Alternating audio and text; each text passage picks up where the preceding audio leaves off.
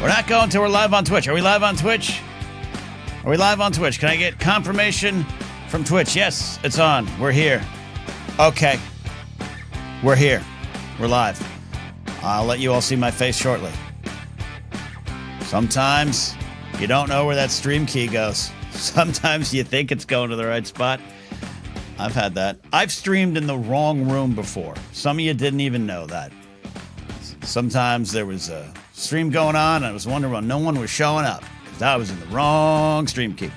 We're here now. It is, I think, the 180th episode of this silly little show that's often broadcast in serious times. And I would say, let's get the producer Steve corner ready when producer Steve joins. I would say it's relatively serious times. But don't worry. Our fearless leader, who definitely was not taken away in an ambulance disguised as Kristi Noem, a fun theory for simpler times, he's going to decide in 2 weeks if we enter a war. He'll think on it. He'll let you know on Truth Social. It's going to be okay. Crafted Jedi's here. Do I want to look at the news, says Crafted Jedi? I don't. No. I'm looking at the news right now just to see if anything's happened in the 10 seconds we've started the show. No, nothing. It's all horrible. It's all horrible. We always look for our pinpricks of light. We'll try to find that. We'll have some science tonight with Dr. Addy, and we'll take some calls. I think Jared's got some GOT today, and actually, for the first time, I think in years, I sat down and watched a Game of Thrones episode. Not counting House of the Dragon, but I watched season 5, episode 10, Mother's Mercy today. Shame, shame, shame. So when Jared has questions this time, maybe I'll be able to remember things a little bit more. Christopher Watts is here. My buddy Chris is here as well. The greatest librarian in LA County, Chris Kiefer right there. He almost got me to go out to a punk show. JJ Skywalker's here, Laserbolt, J&B, Addy. Thank you all. Top of the show, James Holmes left a comment, checking in late from the UK. So, yeah, I'm happy to be here. I absolutely really am happy to be here because, I traveled. I was gone this week. Got to hang out with my folks. And it actually went pretty good, in terms of life, the universe, and everything. I had a real relaxing time, some good conversations. I wish I could say they're productive conversations, but I don't know. But I made a choice if I heard anything politically, religiously that I didn't agree with or wanted to fight, that I wasn't going to do that. But engage as necessary and talk and communicate and just also enjoy the time that we have. And I had a good time up there. So it's not always the case for all of us out there. That's not always an option we have. Sometimes it's not in the cards. But if you can seek that out, maybe in these times that's also what needed. Because I think there was some understandings that came out of conversations. And I think that's a good thing. So we'll talk all about that. And also, I'm slightly potentially sick. I don't know. Who knows anymore? I haven't been knocked down, drag out sick in years. Even when I got COVID 2 years ago in December 2022, 2023.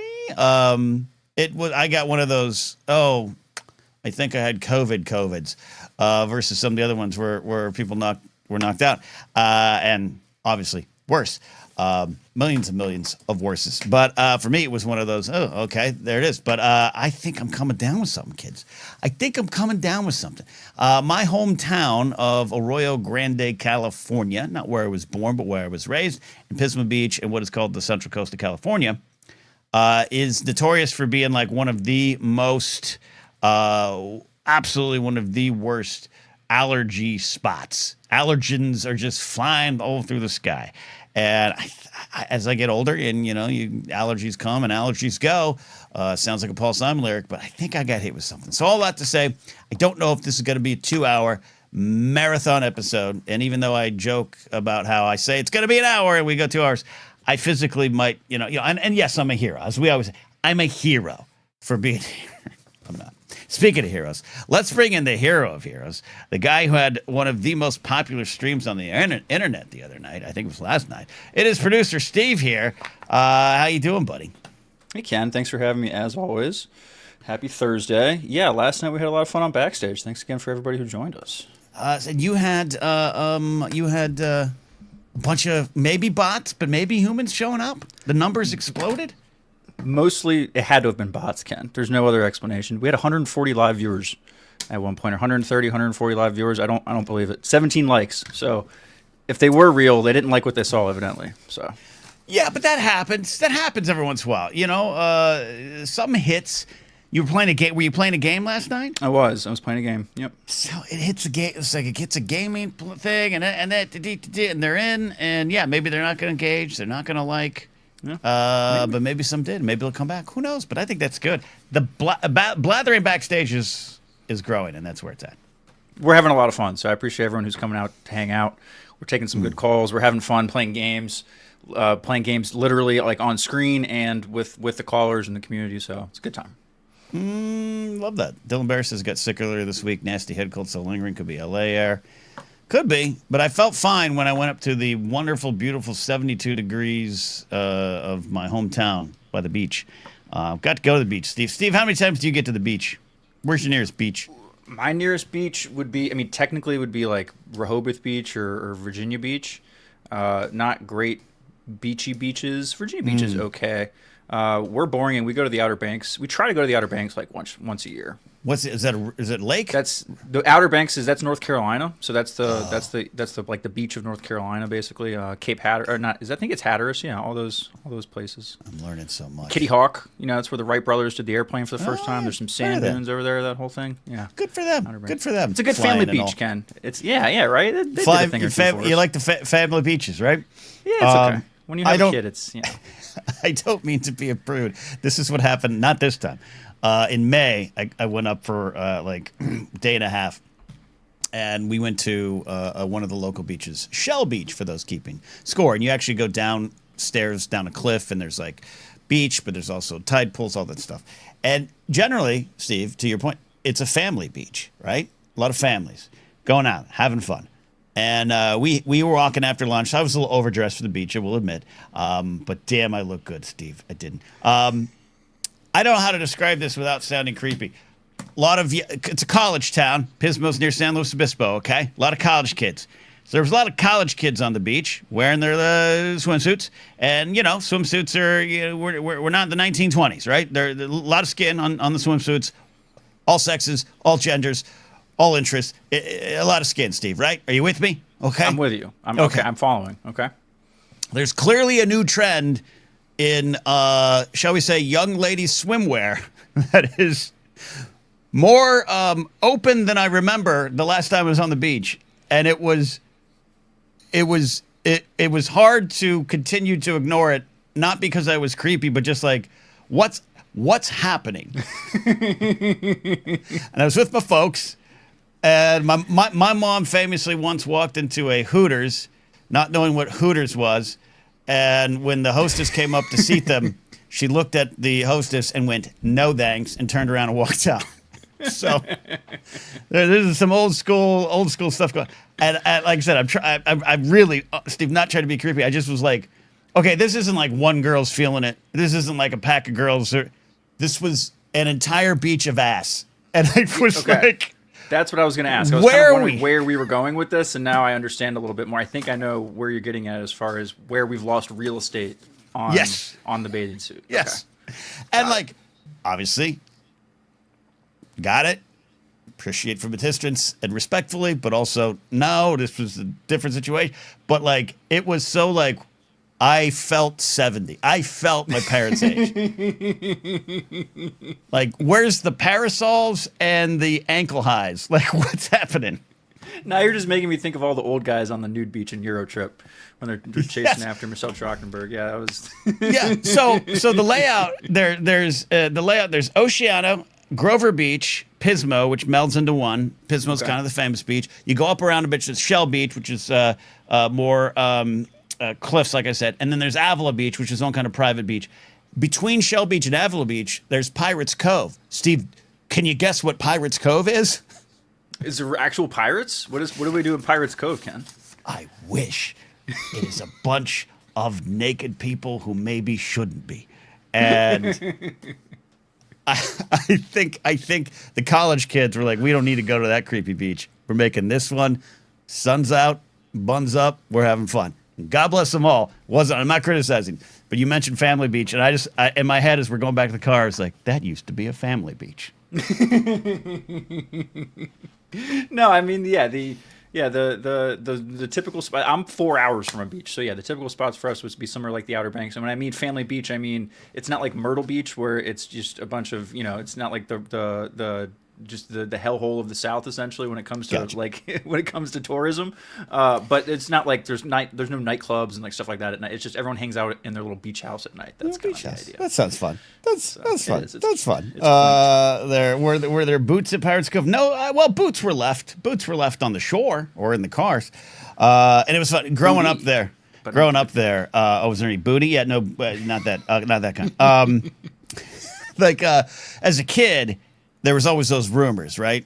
There's a nudist beach, and as you get a little older, and the hormones start pumping through your junior high body, it's always like, should we sneak out to the nudist beach? And then eventually someone does and reports back, do not go to the nudist beach.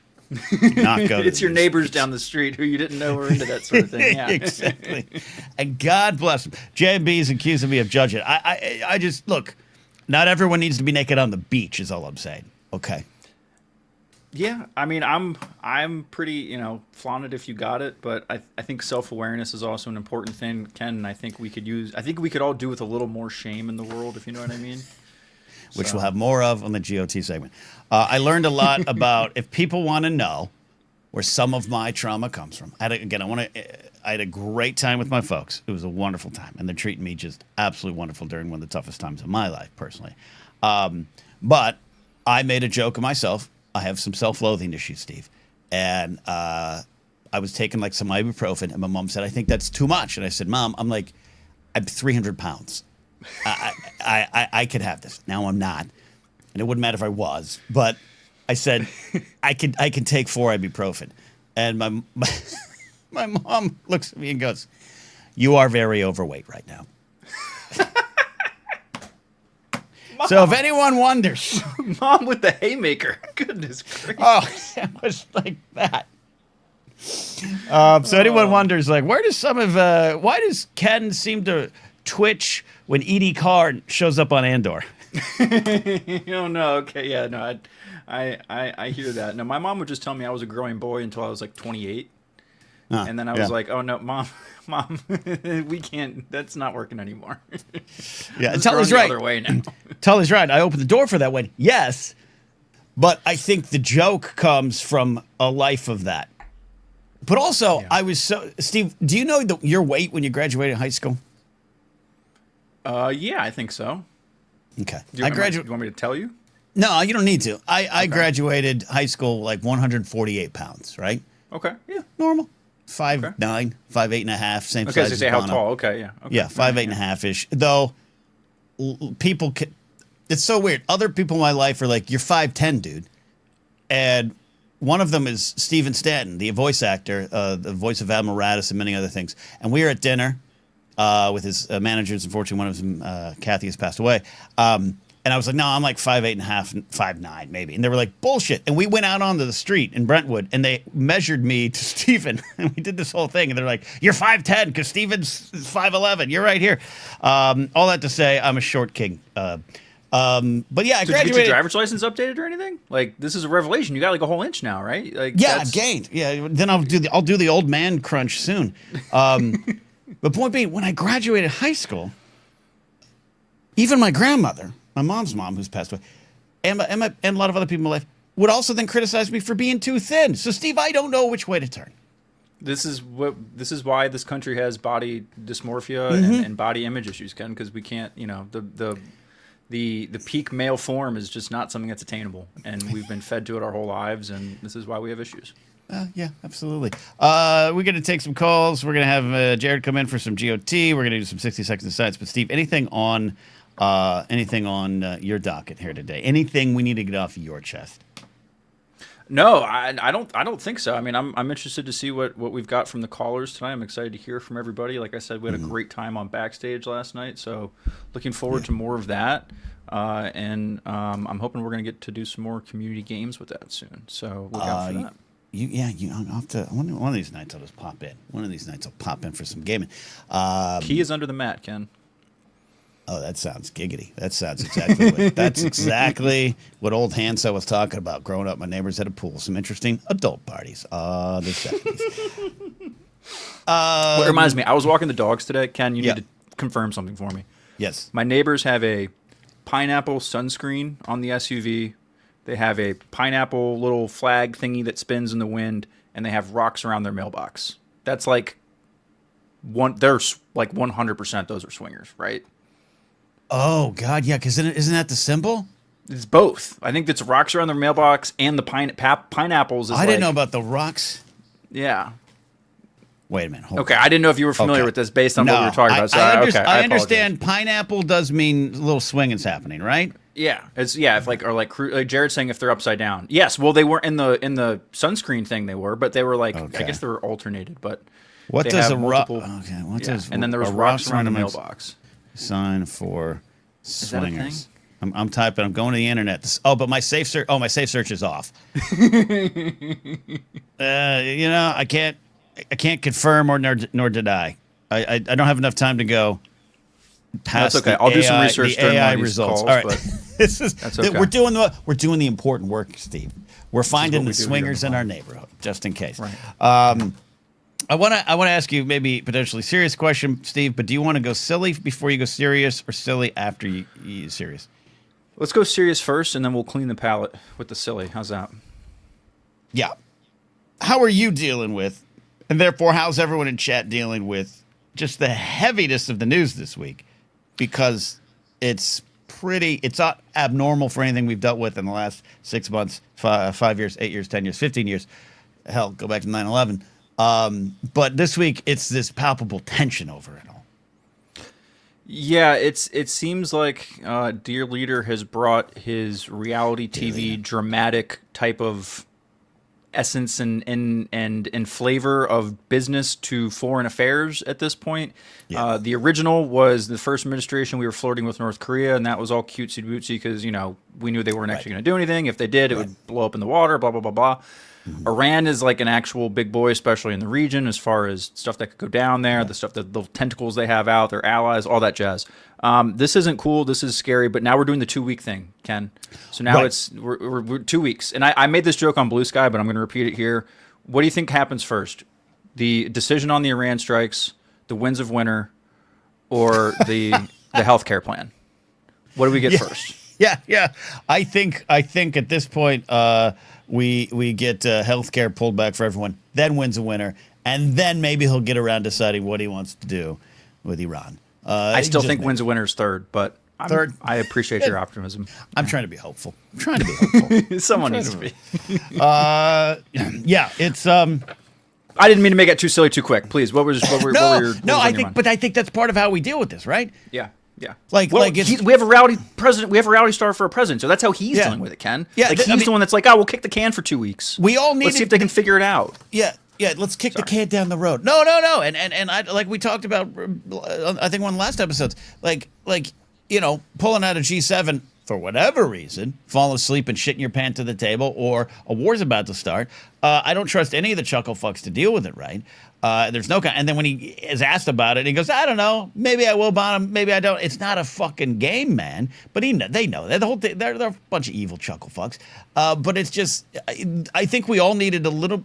The fact that Tucker Carlson became a temporary, not hero, but a temporary like attaboy character this week. You had to agree with him for something that he said. It's like that whole meme. It's like, oh my god, I had to agree. Like the worst person ever like said something right, whatever. Yeah. Yeah, I'm sure we'll go deeper into it tomorrow on Anytime if I'm healthy enough. But I watched a lot of the clips. I'm trying to spend some time watching the entire. As much as I don't want to watch Tucker Carlson and Ted Cruz ever in my life, it's really there's some. I do take not hope. I not hope. But there's something interesting because of some of the conversations I've had in my own life over Israel and this Christian idea of you must always back Israel, which comes from Genesis 12, which has actually probably been taken very much out of context over the centuries, that it's more about the people, not a nation, not a government, not a country with borders. And that is also not a blanket excuse for everything they do. The fact that Tucker Carlson got into that is more valuable than anything I could ever say, you or others, or any Bible scholar who'll tell you the truth, or any Bible scholar who's on the other side of the conversations now. And there's many who are, hey, let me actually tell you what the Bible says. It was fascinating to watch bumblefuck Cruz, who couldn't escape to Cancun this time, as Tucker Carlson used his own skills against one of his own in a weird way. Like I said, not hopeful, not a redemption arc. But I want to know what that. I want to now have those conversations again with people. I just want to know who at this point actually likes Ted Cruz. How the hell does this guy keep getting? Even Tucker Carlson hates him. Like, everyone in the Republican Congress hates him. Tucker Carlson doesn't like him. The president hates him. The hell are you doing, Texas? Get your shit together.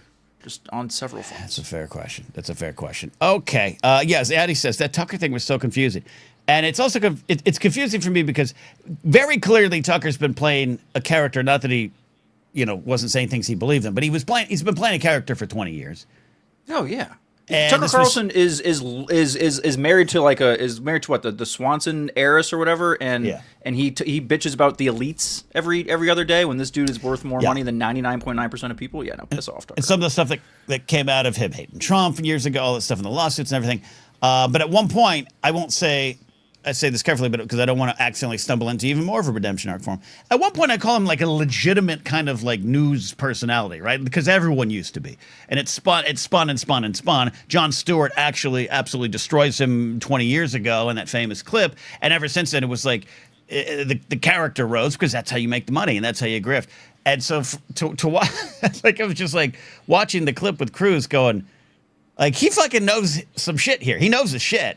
He knows what he's dog walking Ted Cruz in a way that's almost scary because of how he did it to our entire nation and those that believe in him and those that believe for the people he was trying to get them to vote for. So that's even retroactively more scary. But it was as Addie said, it was confusing and fascinating. It deserves to be studied. Yeah, no. From what if I remember correctly, Tucker Carlson does come from somewhat of I don't know if a journalism or an English background. So he's not. Yeah, and he got knows a shitty the business. Yeah. No, I get it, but he knows the business. He honestly, Tucker Carlson is just one of those guys he's an elevated Steven Crowder. He's an elevated Tim Pool, like those guys who just have podcasts. He just happened to get in on the old guard with the legacy traditional media, like early on, and got he was the next Bill O'Reilly and all that kind of stuff at Fox News. But imagine getting fired from Fox News for lying. Yeah, exactly, and which all the more fascinating to watch him just lead Cruz around because he knows the answers to the questions he's asking. Right. And as much as I was enjoying what Tucker was doing to Ted Cruz, I also, I don't know if this makes sense to you, wanted to punch him in the face more. Because it's like, it's like watching two teams play each other in the playoffs, and you're like, what is the scenario in which both of these teams somehow lose? I know it can't actually happen. Yeah, but like, how does this happen? And you just hope they make fools of themselves. And if we had to pick one, I would rather the senator who is actually able to enact evil and has done so. Essentially, I would hope that he would look like more of a fool, because at the end of the day, Ted Cruz can do more damage, I think, literally into people's lives than Tucker Carlson can. So I agree, and I despise Ted Cruz with all my heart. And Tucker Carlson, 898-4M, a.k.a. Brady, says, my friend's sister knew Tucker. He's a journo who's a sellout. All right, we'll have to check those sources, but I trust Brady on that one there. All right, so we got that. We got a call. I'm going to take a call from Chris. Then we're going to do Jared, then Addie, Science. No sports tonight, even though the NBA Finals are reaching perhaps the final game tonight, right? Yes, that is going on. I think I'm not up to date. I think it was a game time decision on if Halliburton was going to play, and I believe he is playing. That game is starting momentarily. Halliburton will play, so that's the big deal. Oklahoma City is favored by 6.5 points this evening, which is pretty substantial. And if they win, they win. If Oklahoma City wins, they win it. Yep. Okay. If Indiana wins, City. They will force a game 7 in. I think it would be in Oklahoma City. So I think this game tonight is in Indiana. You know, here's our sports segment tonight. That talk. We just did Florida it. Panthers won, right? Yep. And guess what I did today, Steve? You'll never guess it, Steve. I looked up Los Angeles Sparks ticket prices. Oh wow! Oh, see, we're gonna have to talk WNBA one of these days because it is like, there's been some. I should have done sports today because there was the whole WNBA had a moment with the whole Caitlin Clark thing. I think I'm sure you saw that. The fight. Yeah, the fight. Yeah, I mean, really, it was, Caitlin Clark just getting bodied, and then her teammates not sticking up for her until 20 minutes later when Sophie Cunningham just absolutely mugged somebody, which was pretty awesome. But that's okay, right? It's like a pitcher. All right, we'll get you in 3 innings. We're gonna throw at your star player's head in 3 innings. Right. I'm okay with it. Right. I'm okay with it. So. No. I looked up Sparks tickets. I can't afford anything that would put me close to Kelsey Plum, and maybe that's their intention. But I can get in the building, and swipe a credit card to live a dream. So I'm trying to convince Mark Ellis to go with me. Okay. Nice. Yeah, I don't have Steve. I wish you lived closer. Okay. I'm just going to say this. I wish you lived. You've changed my life, Steve. You've given me a show. God bless you, Steve. The whole world of producer Steve a lot. I wish you were closer because I don't have a lot of sports buddies here anymore. That's sad. I got Mark Ellis. Yeah. I got Christian Rufacaba occasionally. My fantasy baseball owner, Corey. We've been trying to go to a game for 15 years. We haven't gone. Last time I was at Dodger Stadium, thank God, was for the Lady Gaga concert. But I want to go to a Sparks game. I might have to go myself. You should go. Do a live. You can do a live little reporting from the. Oh, Mike. Do a live hit. Yeah, my longtime, nearly 40-year buddy Joel is here. He is one of my sports fans, but he's such a Dodger fan. I don't know if I can be around him. But he and I used to go with our other friends, Casey and Dave and everyone, and we'd yell. Remember when Eric Gagne was on steroids? And he'd come out to close the Dodger games? Hold on. That's the line of the night so far. Quote, hold on, I'm writing that one down on my list. Do you remember when Eric Gagne was on steroids? That should just be the name of the title of the episode tonight. Sorry, Ken, continue your show. And he used to come out to close the games, and he was very, very good, and he was very popular. He was a closer, had the goggles from Canada. And me and Joel would try to start, definitely Joel's idea, we would try to start a chant in the stadium where he'd come in and we'd yell, "Finish him!" Like total more. And no, it didn't catch on, Steve. And I still to this day think that Joel and I were trying to really do something important. And then Gagne got busted for steroids and really never pitched again. But or injured and blah blah blah. You think about it, you could have taken his career to the next level with the whole how everyone gets music now. He could have had the Mortal Kombat theme song and everything for his whole. That could have been a whole thing. Man. Finish him! Oh, Chris Kiefer says. Okay, Chris says he'll go check out the Sparks with me. Okay, all right, Chris. We were going to go see the Hellflowers, but maybe now we'll see Kelsey Plum and the Los Angeles Sparks. All right, Steve. Before we get to Chris on the line here, do you want what essentially is a Squirrel Center update? Oh, let's do it. With a wrinkle. Ooh, a wrinkle. I came home late last night. I drove in a little late last night. Decided to come home, and I was unpacking. I have this long hallway where you can open up these 15 windows built in 1920, and I hear a rustling outside, Steve. I hear a rustling. And this here is what I saw.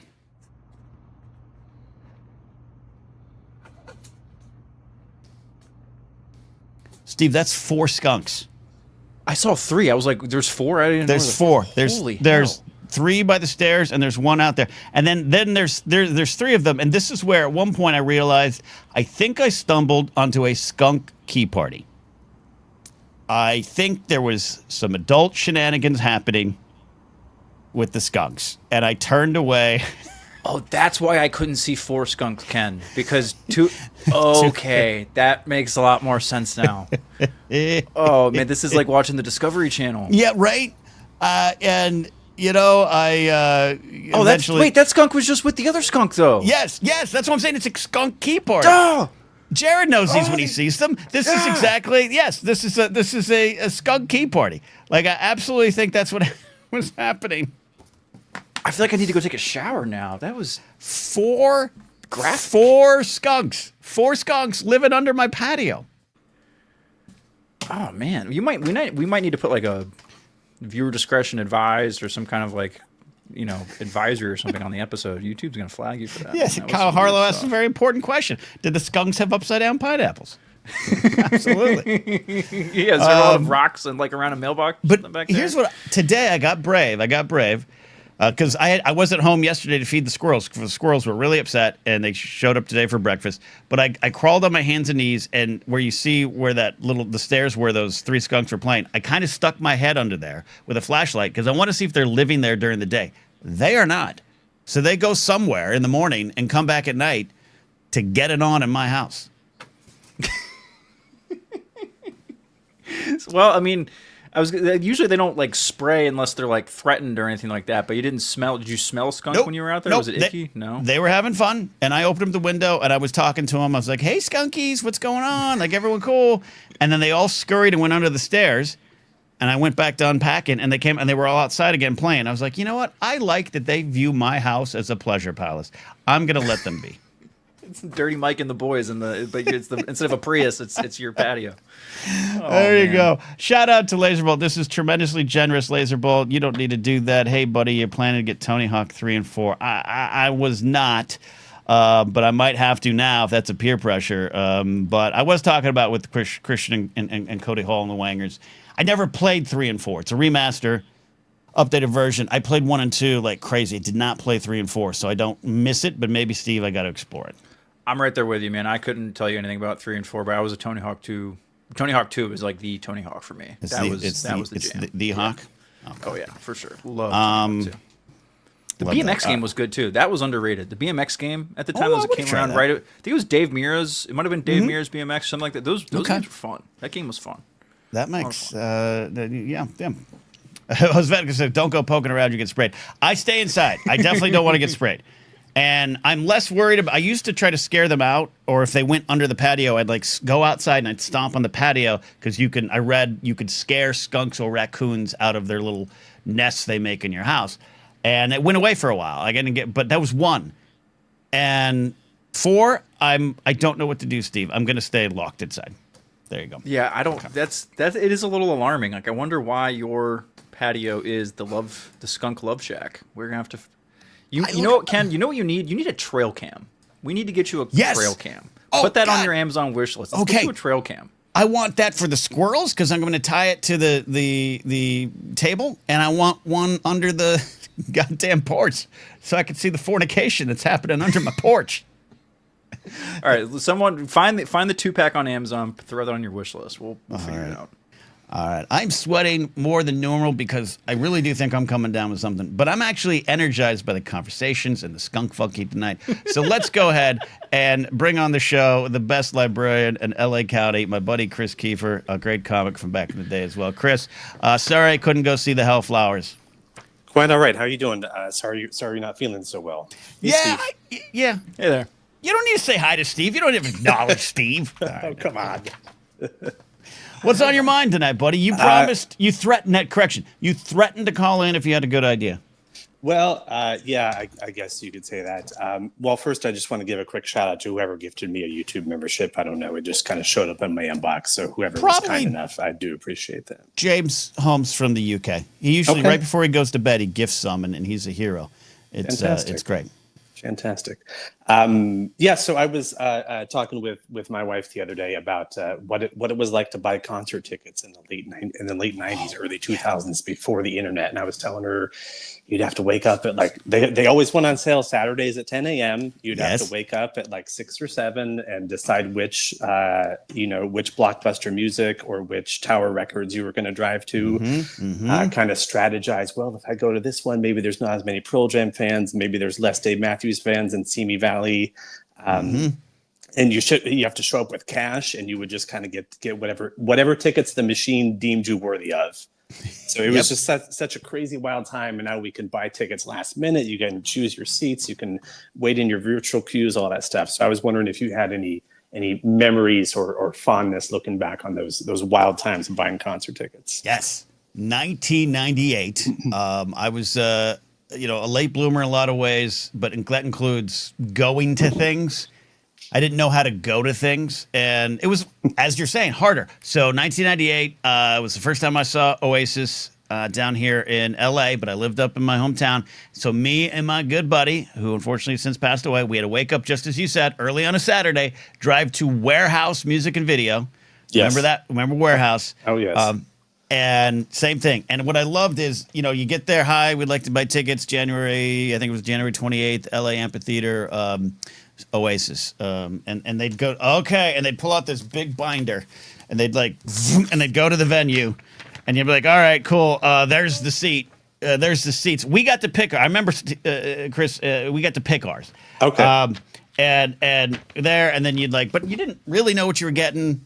So I bought those tickets. So then I needed to get a hotel, and I don't know if he's still in the chat, but Joel, my friend Joel, he was already going to CSUN, and we were going to go down here, and so he got me information on a good hotel to stay nearby, which ended up being, I think, shit information. I'll be honest. He got a Motel 6 on Roscoe Boulevard by the 405. You know that area, Chris. Mm-hmm. Amazed I'm still alive.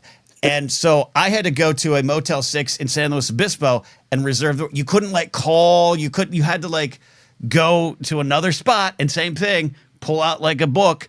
All right, you want this hotel, this one, okay, and we got rooms that way. It was another time. Yeah, I forgot about the binder. For some of those less popular ones, you could choose your seats. But I think the craziest one I went to was Pearl Jam was doing 2 shows back to back at the Forum. And the Tower Records manager came out and was like, "You're going to line up. You're going to tell me which show you want. How many tickets? I'm going to print out the tickets, and then you're going to go over there." He was like a drill sergeant, and just kind of saying "You're not going to argue. You're going to tell me how many tickets you want Monday or Tuesday night, and then you're going to go over there and pay for them." Yeah. And then actually, L in the chat reminded me about the bracelets or the wristbands. Sometimes if there was too many people, you'd get the random wristband to determine your place in line. Yeah. An 898-4M. Did you actually have to buy tickets at the box office? That was possible, but I think you could have. I could get sold out. Going to Dodger, you could still go to the Dodger Stadium and buy tickets at the box office and see what's available. That's there if you want to take the risk. But no need now. Now we got wonderful internet ways to buy things where the service fees are robbing us blind and all that good stuff. Yeah, and I know that was probably going on there, but to a lesser degree. But anyways, no, great memory, Chris. I think it's a great memory. It's a different time. It was just so wild explaining this to my wife, because she's not really savvy with buying tickets in general, even these days. And so I just kind of going back in time to how it all used to work was just kind of mind blowing for her. So yeah, you're a concert goer, so you know how to get them tickets. Yes, indeed. But yeah, that was it for this evening, and I'm going to work on becoming the greatest librarian in all of California. So hopefully I can claim that title later on this year. We need you. And maybe we get out to a Sparks game. Yeah, sounds great. All right. Chris, everybody. Carbon Swap in a lot of places. Look for his username. Steve, first concert you remember having to buy tickets for yourself at? The Rolling Stones, my freshman year of high school. They were playing at the University of Virginia. We had to... This was internet tickets, but there was a certain... they were on sale in... You could buy them in person before they went on sale on the internet, right? So that was a way that they kind of gated it. So, yeah, I remember sitting in line being in line for, I think it was an FYE or a Tower Records at the mall. FYE, yes. Yeah, one of those stores. And I remember waiting before the mall even opened, waiting in line, went around the block or whatever. But it was, as long as you could wait it out, we all got our tickets. So we stumbled on a good question. I want anyone in chat, or if you call him tonight, give this answer, Jared, when we talk to him in a second. Warped Tour 2000 was the first show he bought tickets for himself. Osvetnik, Ethan, Coldplay, Vida La Vida Tour. Ooh, solid. Laserbolt says Al Jolson, 1922. No, Duran Duran and OMD. Addie, Taylor Swift, 1989. No one is surprised, I'm sure. I think that's great. Chris comes back. Music Plus in Northridge was a great spot. Joel and I, if he's still in chat, he's got kids. He's got a life, Steve. That's why I can't assume he's here, even though I've known him since I was 15. We used to go down to Music Plus every once in a while. Viva La Vida. Yeah, sorry. You're I got it wrong with you, Ethan. All right. Should we bring in Jared? Speaking of punks, Chris? Who are you? I'm producer Steve. It's cool. Nice to meet you. It's nice to meet you too. Thanks for having me. Welcome. Let's bring in Jared the Time Pilot. How did you get those tickets, buddy? How did you get those tickets to Warped Tour? Where'd you go? How'd you get them? Strawberries Music. Strawberries Music. Yep. Beautiful, man. Beautiful. I don't know if you guys had that, but that was like that was a chain. Yeah, that was an East Coast chain around here. Kind of like it was like an FYE before FYE. Okay. Yeah, love that. And you got all your show tickets there for us. That's the spot. See, I love it. Chris, I love Jared. These are great answers. I want to ask about the Warped Tour one. First concert was that Chris got his own tickets for was live. PJ Harvey and Veruca Salt. Oh dear God, what a wonderful show! Would have loved to have seen that one. Old Handsaw answers Def Leppard and Zebra 1983. But there's a chance that Old Handsaw opened up for those bands. You all don't know. Old Handsaw has got a secret cool music history that he sits on. And also check out his wonderful work in the Moon Agers. Hey, we're working on a new tune. Aerosmith, my buddy Joel. I remember when Joel, oh my God, I thought Joel was the cool. I mean, none of us were cool, but he was like, he got tickets to see Aerosmith on the Get a Grip tour. And we were like, what a big worlder. Like he's going out to travel. We sent him off like a hobbit going off to save the world. All right. You guys amuse me and humor me. And I Like love a hobby. Try. it. Jared, what's on your mind? I just immediately go that whoever that person is running in bare feet. That's all. That's like just the first thing that goes to is just like a person hauling ass in bare feet and like a big knapsack. All right, so go That's ahead. me. Big knapsack. Yep. As my mom would tell you. Rads, my first band I ever saw live was The Darkness. Tickets about myself was My Chemical Romance on the Black Parade tour. Love The Darkness. Justin Hawkins is a great YouTube channel. Y'all should check it out. Justin Hawkins rides again. All right, Jared, tell me about that Warped Tour, 2000 Warped Tour. Yep.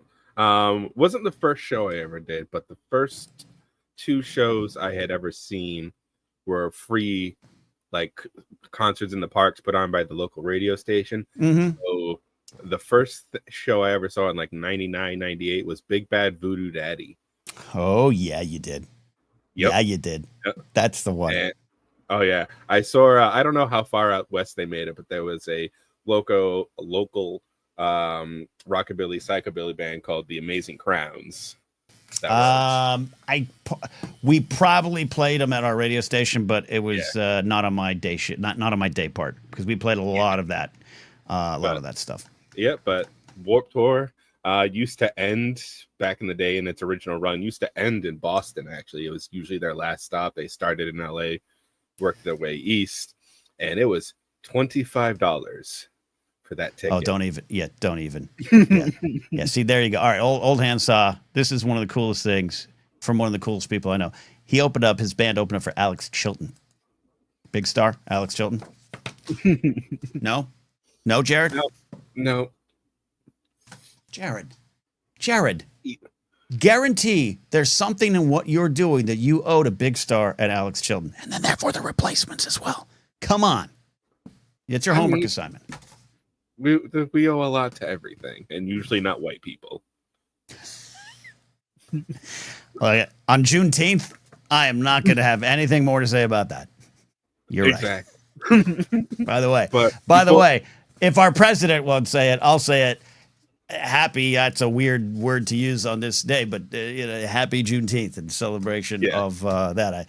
The end of slavery in Texas being the last Confederate state to still have legal slavery, and they started to celebrate it as early as 1866. Most of us didn't hear about it until like 2 years ago because that's how they taught us, and that is part of what we got to change. All right. Yep. So before GOT talk, there was something I brought up on backstage last night that Steve was interested to hear your opinion on. Okay. So it was it was doom scrolling TikTok, and these two stories actually were back to back on me.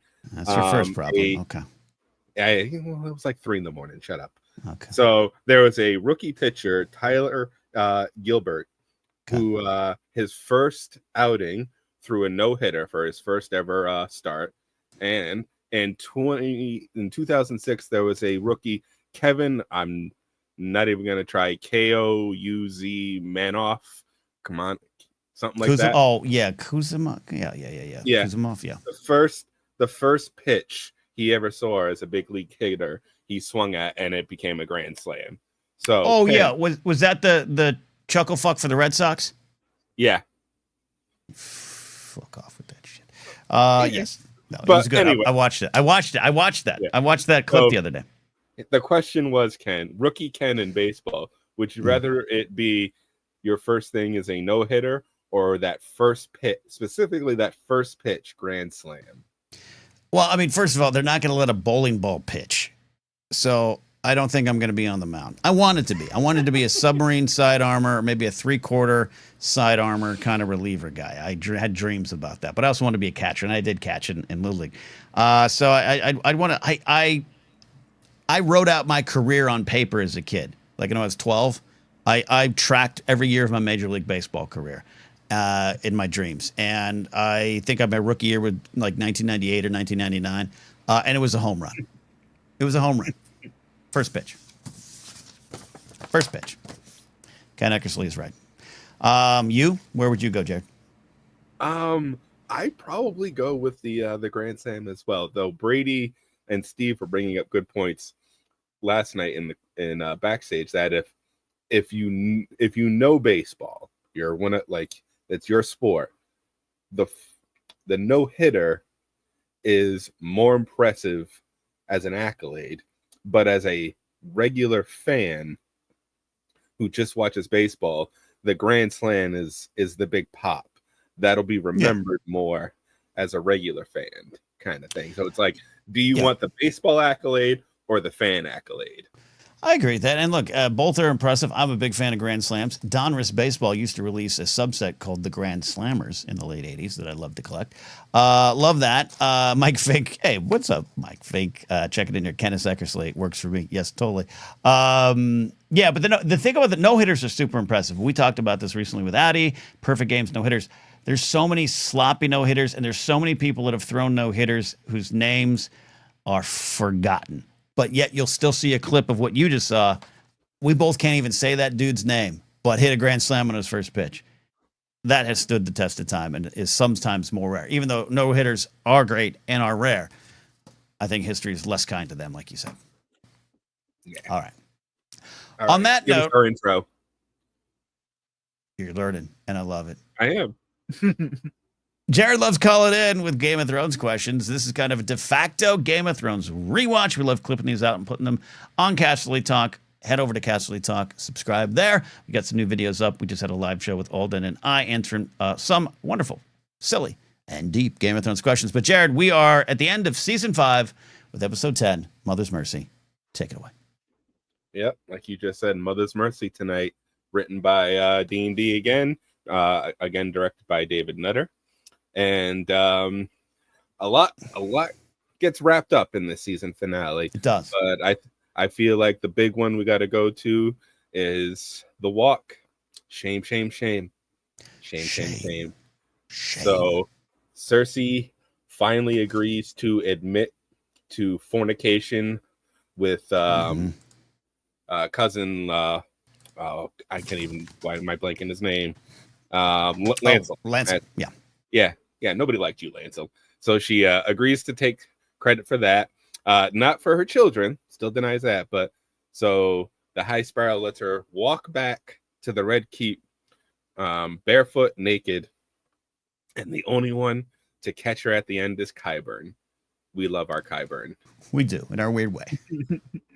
We really do. This is, and another thing that people don't realize, that is a body double also for Lena Headey. Yeah. So, who was pregnant at the time of shooting that scene. I didn't even know that point. Yeah, and I'm not saying that's the sole reason they did that. I'm sure she was also like, yeah, no, I'm good. Bring someone else in. I've done enough nudity in my career. Sorry, I cut you off. Any specific thoughts, questions about that? No, I just think it's a very, this is a big turn for Cersei. I feel like prior to this arrest, we'll call it, and shame walk, she still could have been controlled, lack of a better term, Like, Yeah. just talk to basically. After this, it's no, especially when the fact that Qyburn's the only one there at the end of it. Yeah. It just solidifies how alone she is in her head. Yeah. And our new friend Zombie Mountain, of course, there as well, taking a vow of silence until all of the queen's enemies are, removed, all of Cersei's enemies. Shame. And of course, now the world knows her very well. Hannah Waddingham playing that role and breaking out from that, and a very talented performer who's just on top of the world right now in a lot of ways. It's so memorable for all I think the right reasons, and it's uncomfortable. And this episode has some really uncomfortable things up top. I just, like I said, rewatched it today. Not everything hits as much as you'll hear me come on here in Castle Talk and defend season 8, and I'll yell at you in a bar about season 8. I love season 6. I love all the seasons. 5 and 7, some have some of the not even weaker moments, but you could tell there's a lot of pieces on the board. And this episode ends a lot of pieces, and it ends a lot of them. Marin Trant, we're looking at you, in very hard to watch and hard to take ways, though he deserved every stab he got. But the walk to me is so powerful because it is not that the other things were done for shock value, but we took our time with it. This episode moves very fast, as a lot of Game of Thrones episode 10s or final episodes of the season did. Season 7 being shorter, of course. Outside of 6, I still think, and we're gonna get to that. End of season 6 is the best ending of an episode of a season. I think maybe 1, maybe 2 as well. But they take their time with it. It is brutal, and this is where Cersei has already had her fans, of course, but this is where I think you're starting to get on her side, maybe too much, because you lose who she is, and she's still pretty bad in many ways. But she's always had, this season starts with the flashback. You are supposed to have an understanding of her. You are supposed to have, I think, a little bit of empathy and compassion for what she's been through her entire life. And one of my favorite little moments of this, Jared, I want your thoughts on it too, in this giant walk of shame where it's you got some very memorable moments. You got a lot of other nudity beyond just the character of Cersei Lannister. You got this religious power. You got Jonathan Pryce with his great smile looking just at her like, I won. And put a pin in that for next season, my friend High Sparrow. But I love when she is looking across and looking up at the castle, looking up at the Red Keep, and looking up, not just, and I think maybe at the time you're thinking, well, that's how far she has to go. But for her, that is not just safety, but that is what she believes is hers. This is the kingdom that she's won. This is the kingdom that she feels. I think she's doing this in part. This is a season in which a lot of people say, hey, Cersei, you're just not as smart as you think you are. And I still don't think this makes her any smarter or any less smart. I just think this is a case of, this is a character's personal theme.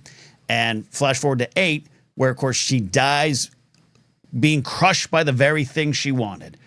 And I love that in characters, and I love that in shows. I love that in movies. I love that in Orson Krennic, being killed by the Death Star. The very thing he wanted his entire life to be about kills him, the pursuit of it. Game of Thrones hits that theme a lot, but this is that moment where she's like already wanted it. She's already wanted to rule it, already felt she had some control over it, but has lost it all. She's down. She's licking water off the ground in the Hard Home episode. But that shot is one of my favorite shots in the show of her. I'm focusing on that. I will get to that, and I will take this all. It later kills her, but it is absolutely one of those moments where you're, I won't say with Cersei, but you understand Cersei. Love the walk of shame.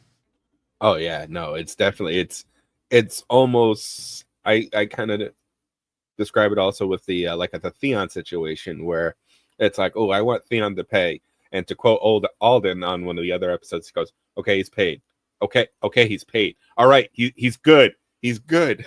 Yeah. And to go to your quote about that shot, what I love too about that, I think it's the first time they ever do a very low, good establishing shot that really puts in perspective just how big King's Landing is. The wide shots make it look a lot smaller than that it's a couple miles of city there.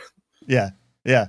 Yeah, no, so sometimes when you fly over Winterfell, you're like, it might be like a TV set. It's smaller when you get there in person, but King's Landing being so big and yeah, I love it. And this episode, like I said, it wraps things up in a lot, like every episode at the end of the season does, but it wraps it up in a little bit of a faster way. And without a doubt, the show's pacing does pick up, which is going to be forever debated. I'm good with some of the picking up of the pace. I always say, like, I don't need 2 weeks of Davos and Jon Snow on a boat. Just get them down to Dragonstone. I'm fine with that. And the producers made that decision, and that includes Benioff and Weiss. They've talked about it. Hey, we wanted to get to the war. It'll be forever debated, I know. But this episode has some... I remember feeling almost sad. I think there's different chapters of the show, seasons 1, 2, and 3. Then there's a big switch with a lot of cast members gone, a lot of deaths. Some of that's in just the TV business is a little business. After 3 seasons, you usually start to see things like that, and contract renegotiations, and actors moving on, and writers being asked to move on. All that kind of stuff happens after season 3s in the old TV forms in ways. But you have season 4 is kind of this tweener season, but season 5, the end of it, the symbol of Cersei's hair getting cut.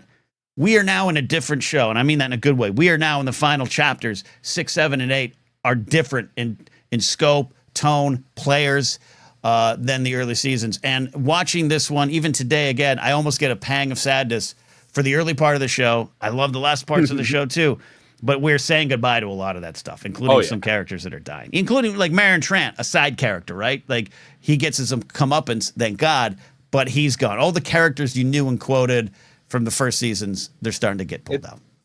This is a weird thing to say about a show like GOT, but those first 4 seasons and this transition, it feels like the show has lost some of its innocence.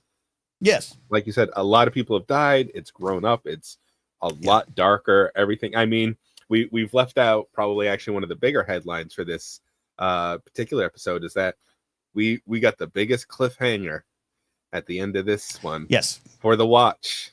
For the watch. Well, does Jon Snow come back? Which it was one of those like worst like, of course he does, right? Right? Did we know, or did we want to convince ourselves we knew?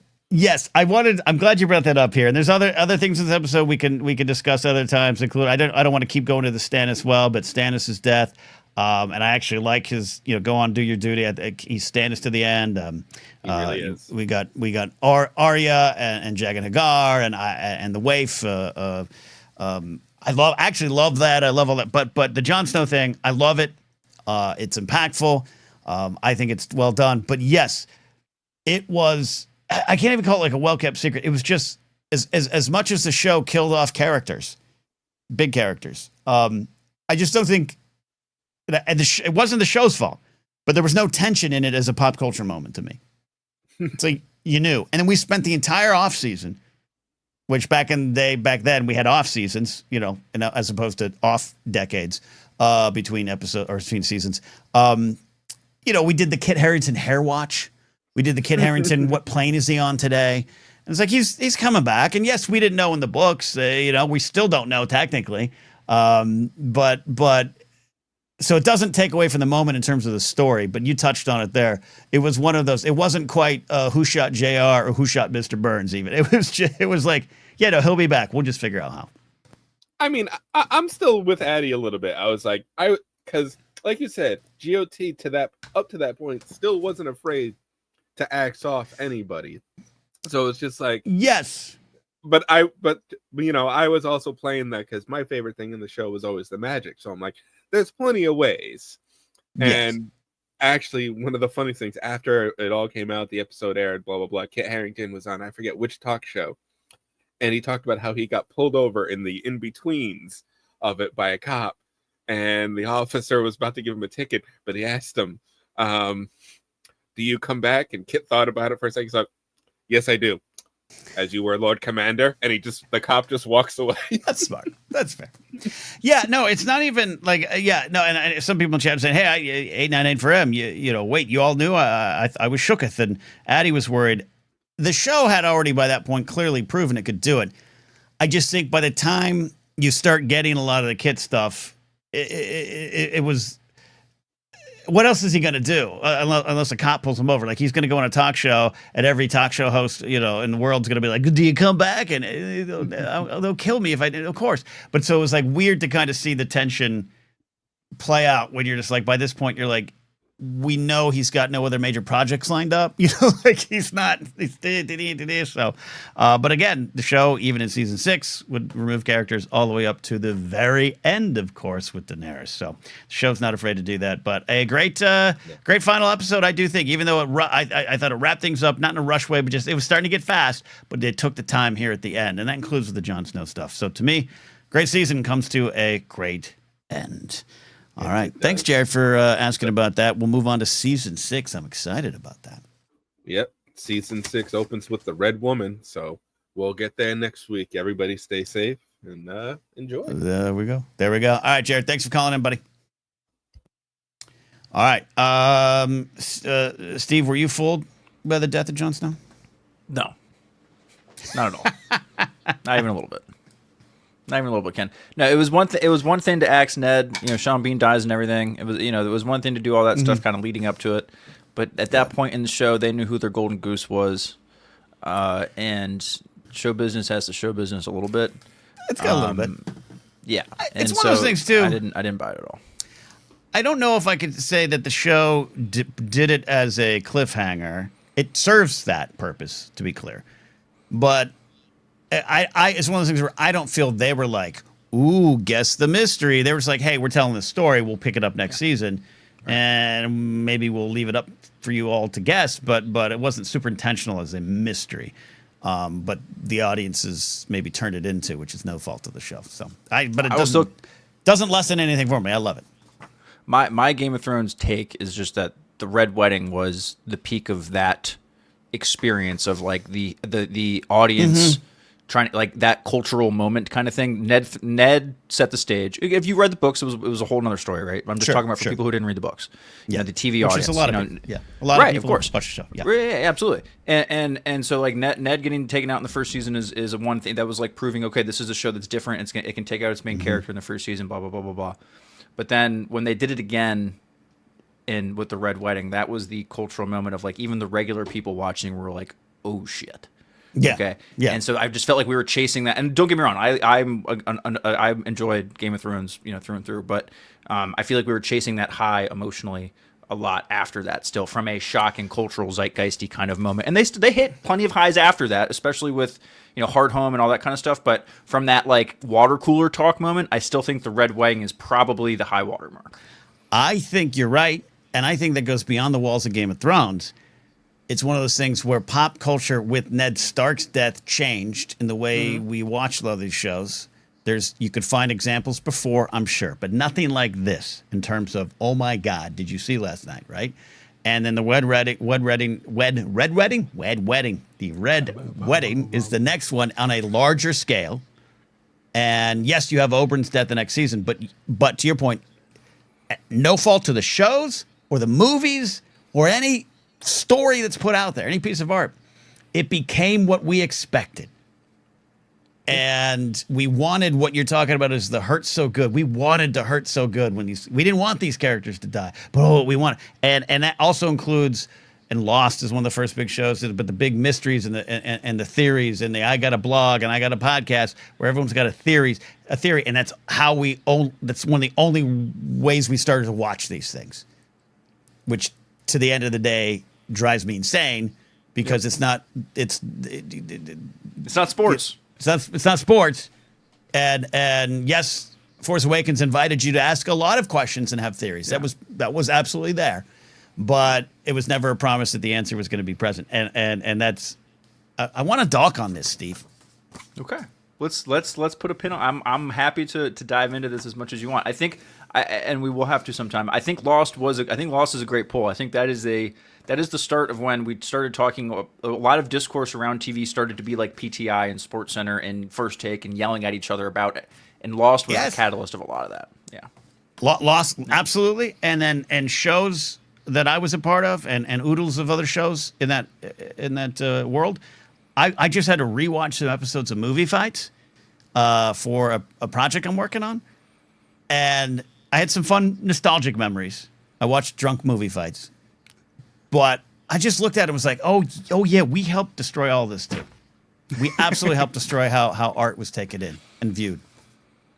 Well, I mean, the people who consume all that are not at fault. I think art just changes the way art was communicated to people, and young people, especially over the last 20 years, has changed. The conversations around that art has changed, and so much of the attention has been about the conversation about the art, not just the art itself. You know what I mean? Like the social media explosion around everyone having an opinion about everything has changed the way we look at stuff like that. Yeah, So no, don't feel bad. and I gotta be less grumpy at people because it's also fun. Like it's not like I didn't have a Snoke theory or I didn't have a Rey theory. Like I just by the time Last Jedi comes out or after the movie comes out, I was like, oh yeah, and we were doing something different on Force Center, so it's always fun to predict. But the Ahsoka series had that too. There was a lot of folks, even folks I know, who in the middle of that series were like, I have a theory that they're going to. It's like no, they're not. They're not. If you study the themes of the show, they're not going to do that. That is not what they're going to do. But now that's the cottage industry we've created. So I'll stop getting grumpy about it, Steve. That's okay. You're not grumpy. We're just, we went there. I apologize. We didn't need to go there today. It's okay. Okay. You're okay. You're not grumpy. LQ says, but if you didn't do that work, Kat, you wouldn't be here now. That is true. That is true. What would I be doing right now, Ken? Think about it. And I want to be clear, and I'm going to start getting more honest and open about it. If anyone has questions about that era of my life, and there's some things I can't talk about and won't talk about, and people I won't talk about, because it's done and gone, and some of it's just stuff I'm not going to say. I won't say the word legally, but legally, like things I'm not going to talk about. But I had a ton of fun doing it. It was a blast. It was a blast, but you saw the tide turn where even when movie fights started, even before I jumped on, it had some silly moments. It had some serious moments, and that was part of the fun. But when we would try to gear shift occasionally and do a little something different or do a little silliness, a weird movie fight, Springmike Carlson on everything, the audience was visceral in their reaction to us. It was very clear that they were like, how dare you fuck up our show? And it was like, whoa. Right. Whoa, that's not how we started this. We didn't start this for sport. Right. No. I totally understand where you're coming from there. Maybe we'll have to do some kind of behind the blather interview with you. So I'll have to. Well, I'll get like a spotlight on you in a dark room or something. I'll grill you about your Screen Junkies time. There you go. Love it. All right, we got a lot of calls to get to, but we got an important call now because we are going to get to some science here. So let's do it. We got 60 seconds of science with Dr. Addy, our resident professor of smart things. Addy, how are you? You learned a new baseball rule. Then we'll get to some science. I am sun-kissed and exhausted, Ken. How are you? I'm a little sun-kissed. That also might be why I was driving in the sun a lot yesterday and yesterday evening because it was pretty bright till like 8:30 last night. But I'm okay. Yeah. Before we get to science, I do have three things I need to tell you. Okay. So not only I did learn a new baseball rule tonight. I had no idea that if a hitter hit a pitch and they hit it into the guy running the bases, he's out. That was amazing. Out. Yep. That's why you got to stand in the foul territory on third base. So if you get hit, you're not out. Well, he was running and he got hit by the pitch. That's exactly what we'll do it. So, no, I've been having incredibly vivid anxiety dreams recently, and the backstage crew actually featured in one last night, and my REM brain invented a new rule in baseball where if you run too close to the bullpen, you lose 3 runs. So if you leave first base and go straight to the outfield and run too close to the bullpen, is it the runner or is it a defender? The runner. For whatever reason, they charged the bullpen and lost 3 runs. I have absolutely no idea. Steve, do you like this rule? I'm a little concerned for Addy. I don't know where this is coming from. First of all, they say dreams forecast things. That makes me worry. I want to know what the hell's going on at backstage now where Addy's having dreams about all of you hanging out in ballparks together. What kind of skunk party is happening there? No. It wasn't. Ken, we weren't in I'm the a happily ballpark. Married man hosting a show with my friends. You've never been in the same room with Jared. You don't know what you're going to do. That's fair. This hair will get people. my second piece of information for you, Ken. The Rays came back from an 8-0 deficit last night and won 12-8. Yes, Steve, I'm still talking about June baseball. Who were they playing? The Baltimore Orioles. Oh, and I bring this up. No. I bring this up, Ken, because one of the Oriole reliever pitchers, his last name is Blewett. See? It's all in the stars. It was manifested. We are all on a path, a destiny, if you will. And Blewett. That is really, and here's the thing. Addie was giving me updates. Hold on, Steve. Please. Jared, yes, you can turn that into a song. So Addie was giving us updates on the game last night because she was at first it started just being so sad about how bad the Rays were losing, and I was like, Addie, that's a lot. I don't care about June baseball. I'm shutting this down. But she just kept bringing it up, and then as she kept bringing it up, they just kept coming back. They kept coming back, and then all of a sudden they won 12-8, and it was top line news on SportsCenter this morning, and I looked like an asshole. So. Touché. It's a great feeling, and the Rays are up for sale, and the Lakers got bought. Like, there's a lot of things going on, but a good comeback is it rewards the base level joy in your sports love and heart, the belief, the hope that it can always get better and improve, and you can win. So, Addie, congratulations to your Rays. It did fill me with a lot of hope. I told the guys on Backstage last night, like, I was really glad Backstage was starting because when they were losing 8-0 in the second inning of that ball game, I was like, man, my night just got real bad. Like, yeah, dude, yeah. And then finally, before we get to the science, I finally listened to Chapel Roan. I get it. Oh, I like that.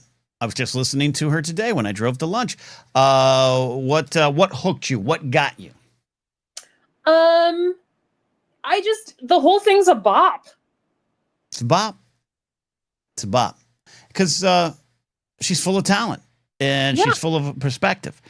Yes, and I always go the NPR Tiny Desks concert she had was what got me, because that's when I was like, all right, she went from I like some of these songs I've heard to this is a goddamn artist, and I get it, even if she's not writing them just for me, because she ain't. I get it. So there you go. Yeah. There you go. So anyway. Yeah. All right. We're going to get some science. Mandalorian Jedi asks, when is Backstage usually on? Steve, you're best to answer that. First, Mandalorian Jedi, you got to subscribe. Link is in the description if you're watching here on YouTube to Blathering Backstage, because then you'll get the alerts. But Steve, generally, what's your schedule? That's a great question, Ken. We don't have a set schedule. We're kind of working on that. Typically, though, we're on Blathering off days. So Ken usually does the Blathering live on Mondays, Thursdays, and Saturdays. So I typically try to do Backstage shows on days that aren't that. But I, honest to God, I'm not trying to sound like arrogant, but I don't have the luxury of being able to schedule this out currently, like at the time. That's not arrogant. That's humble. And that's all. I just, like, as much as I want to, it's hard for me to commit to something more than a few days out, like that. But, I'm with you. From that standpoint, just in case shit goes down. But no, we're gonna try to do at least one per weekend. So you'll find something at least one per weekend, especially if Ken ever takes like a Saturday off, something like that. And then occasionally we'll do the post. We'll do the post shows on Saturdays. So there you go. First then. I love that Steve at his head was worried about being like, you can't pin me down. I'm that great. I feel it. I will announce a programming update potentially right now, and then Addie, I apologize. We'll get to some science here. Today's the 19th. Again, happy Juneteenth. To those that need to learn a little bit about that, now's your opportunity. But I think everyone in my audience understands the importance of that holiday. But next Thursday, hopefully, I'm not going to be around, because hopefully I'm going to get a chance to go see, there's a guy who wears a cape and he does some flying, and he has a lot of red and blue on. So I'm trying to work that out. So if I get that next Thursday, we'll be off. But I'm going to do a super blather show on Saturday, like 2 hours Saturday night. So, all right. With that done, we have got the return of our very important segment, 60 Seconds of Science with Dr. Addie. Professor, what we got? Well, Ken, since the EPA administrator has called efforts to fight climate change a cult, this week, we are highlighting some stories related to climate change. Let's do it. The EPA plans to weaken regulations which limit power plant emissions of mercury, amongst other toxins. This news comes as a separate study this week has shown that even as global emissions have begun to plateau, levels of mercury in Arctic wildlife could continue to rise for centuries. Climate change continues to shrink yields of important crops like wheat and maize, with losses expected to get worse in coming decades. To combat this, scientists are developing various ways to help plants deal with the heat.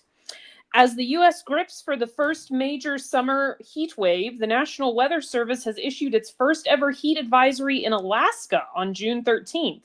Cities like Fairbanks and Juneau have been seeing highs in the 80s all this week. Snow in the Sierra Nevada mountains is nearly gone, melting much earlier than usual. This, coupled with other factors, could lead to a higher probability of more large wildfires in California this summer. And finally, a new study has found that banning plastic bags has worked to help limit litter on shorelines of lakes, rivers, and beaches throughout the United States. Areas with such policies saw a 25 to 47% reduction in the share of plastic bag litter on shores. Ken, that is 60-ish seconds of science. Where would you like to go? To Alaska. One day I would like to get to Alaska. When you talk about climate change and global warming and how to fight and all the things and things we've been talking about for years now, if not decades, right? There's a lot of times where, there's a lot of, I want to say nuance, but there's a lot of little details, a lot of things that happen, things we need to study the effects of, all these kind of things that are above my mind and pay grade. And I'm not good in a debate with someone at a bar to try to convince them that it's all real. If they throw some Tucker Carlson like stats at me that I'm like, I don't know, I'm not a scientist, man.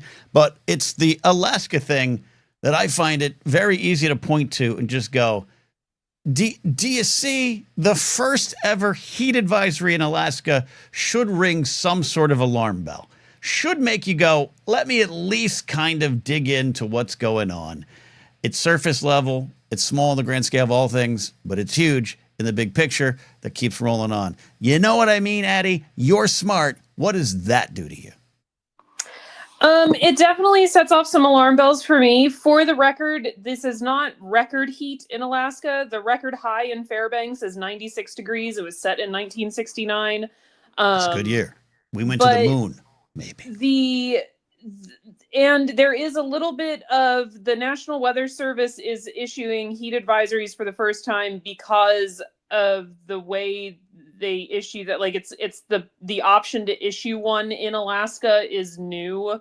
They usually just do special weather statements, but it still should be an alarm bell. It still should be an alarm bell. It should be an alarm bell, especially because this spring, like other parts of the country, Alaska experienced unusually cool weather. It wasn't until Wednesday that Fairbanks, Alaska reached 70 degrees for the first time. Anecdotally, the similar things have happened in New England this summer. I finally had to turn on my air conditioning in New England this week because it has been 60 degrees since like April. Right. Yeah, I haven't turned my AC on. July. Yeah, I haven't turned my AC on till today. And we're in June in the valley of LA where, you could cook an egg on a sidewalk some days. Right. Like, it's just like, earlier this year, they were having a lot of storms and high winds and whatnot in places where I have family who don't necessarily believe in climate change. And, I wanted to be like, is this typical for this kind of time of year? No, it isn't. Do you think there might be a reason for that? Mm-hmm. Yeah, no, and I haven't kept up on, and I don't want to put you on the spot if you haven't researched, but like there's stuff going on with flies. I know all about the bees. My hometown, Pismo Beach, is one of the places for the monarch butterflies to stop, and I think I talked about this on the Blathering before, but there's now less of them, not in the way where like someone has told you there's less of them, in the way where when I was there during the season, the monarch season last year, it was noticeable.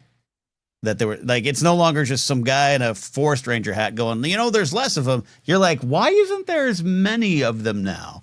Yeah, I visually cannot see them. I think we did. Either I've read the same story, Ken, or we did that as a story in the past few weeks. Yeah. But I mean, just tonight when I was looking through the last 2 weeks of news to bring this together, like there was an article on, new tick diseases, because tick diseases are spreading farther. In part, yes, I think they can, higher temperatures mean the breeding grounds are changing and whatnot. Like, yeah, I don't know what will be the wake up call, but more and more every day, I fear that it's going to be the unfortunate, like, catastrophic event that there's no coming back from, and everyone's just going to be like, I think, right, and that's the unfortunate thing. And my cousin's checking in from Vegas, where it's currently 114. Hello, cousin Michelle. Hello, everyone over there, my Vegas family. But I think when it's 114 in April in I don't know, Boston or somewhere, I know it gets hot there. Jared, shut up. But you know what I mean, where it's like you're stepping outside and you're just bubbling. I unfortunately, I think it's going to be Book of Eli before a lot of hardliners think, maybe, because every once in a while, even I think at one point Lindsey Graham, who despise with all of my heart, had some reversal of opinion on climate change. And it's like, it's like we were talking up top of the show when you got Tucker Carlson of all people laying into Ted Cruz, laying into the idea that you should support the government of Israel based solely on what the Bible says to you, and not even understanding what that meant. Like, does it cause any kind of change? And I don't know. And that's part of what is frustrating, right, Addie, especially to someone within the science community. Yeah, I don't know if it's going to be that it has to happen to you, but like there have been plenty of big events that affect people. But like, I just go back to the weatherman can only say this is an unprecedented event so many times, right, before you have to start saying we're having a lot of, like, it seems like every day you tell me I'm having an unprecedented event. Like, yeah. It seems like every time it rains, you tell me it has never rained this much before. Yeah, it's like, I don't know. That's like when we, so let's stop calling every musical artist a genius, because then the real geniuses get lost in the shuffle. I don't know. I'm throwing that out there as a joke, but like, yeah, I think it should be called unprecedented every time it's unprecedented. But when it ends up, it absolutely should. But how many times do they call it unprecedented before you wake up and realize, they're saying that word a lot? It's just so tight. It's like I believe politics are everywhere, and I used to be an apolitical person, and that's so far from who I am now. Politics are everywhere. That's why I get upset if you try to debate Star Wars with me from a certain point of view, because you might be part of a generation that kind of allowed Gamergate and alt-right Nazis to enter the movie talk space because of things you felt about Rey or something like that, and I get upset. And it's so with this kind of stuff too, where it's just like, why? It's human nature. It will not change, but why does it have to happen to you or someone close? And by the way, again, I've changed because of that kind of stuff, right? As a young kid in LA, being exposed to different people, different cultures, different sexual identities, things I had not experienced in my town, that changed me. So I'm part of it too. I'm part of the problem. So it's not even finger pointing. It's just, how do we overcome that? And to me, it is continuing to have these conversations. Just had a conversation recently with someone close to me, and I was like, I might lose my medical. I'm waiting to see what happens. And I saw it dawn on them, and they were like, no. Medicaid and Medi-Cal, it's like two different things. And I'm like, no, it's not. It's not. And I might be affected by what you voted for. And you can see it dawn on them, but I don't know how that goes into actions yet, and that's part of the frustration. Yep, and I've had similar conversations around DEI, and I had a conversation with somebody about trying to explain to them that a grant that I wrote, that part of which was going to be expanding, like, and whatnot, women in STEM, is probably going to get rejected because that's DEI and that's not a thing anymore. And they were like, well, that's not DEI. DEI is like making sure men don't use women's bathrooms. And I was like, nope, that's not what that is. Yeah. Not what it is. And what I'm trying to do is and when it's appropriate, and sometimes there's situations where it is appropriate to get angry. I want to be clear about that. But when it's time for me to slow down and have conversations, I'm going to try to be better about that. Because that's a little bit honey versus salt or whatever that old dumb saying is about how you attract the fly.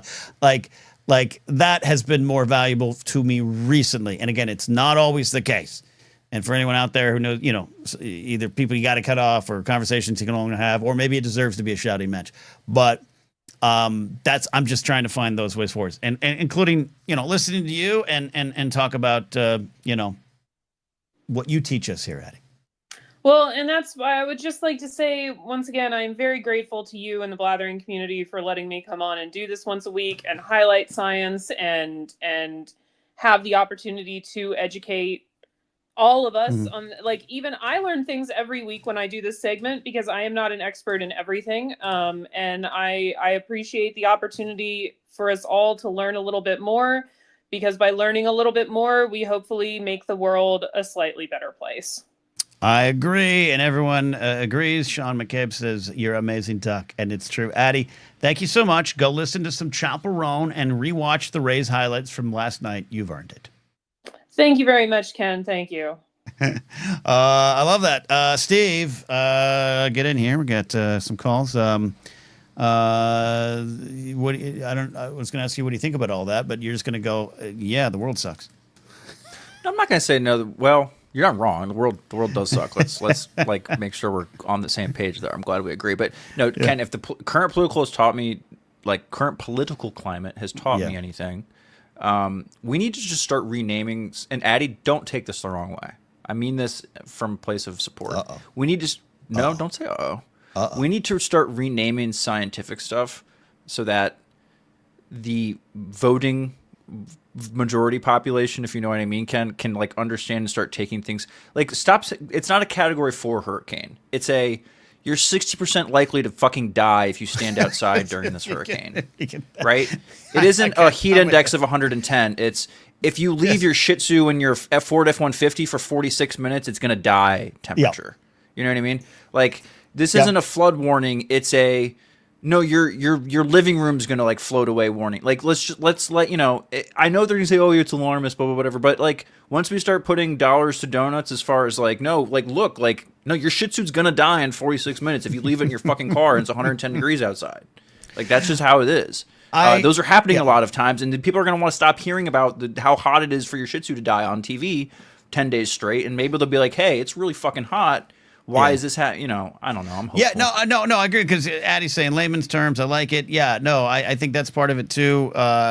It's not right. It shouldn't have to be that way. Our buddy Ken Plumes in chat, I bring this up every once in a while. It's hilarious. He made one post. Ken's a very well-spoken individual. He and Joseph Scrimshaw, very eloquent people, great handle on words and different words, and they have fun with it. They love it.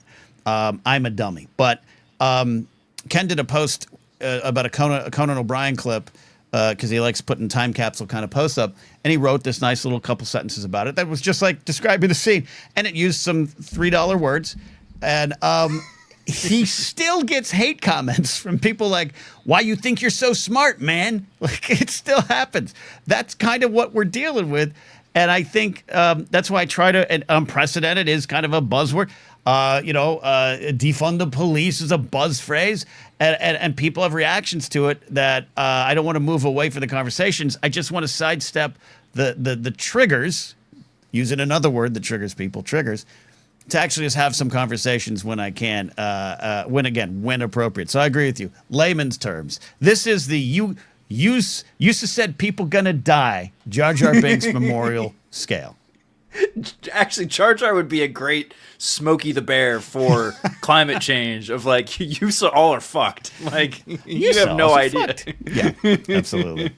All right, let's get to some calls in the time we have left. We're gonna roll through some of these somewhat fast, but I don't want to rob anyone of their time. We've got Brady on the line. Brady, what you think about the NBA Finals and what's on your mind? Well, Ken, I gotta say, as a fan of the main character of the NBA, all I care about is our new ownership. All right. Let's talk about it. Take me through it. Los Angeles Lakers sold for $10 billion. Yeah.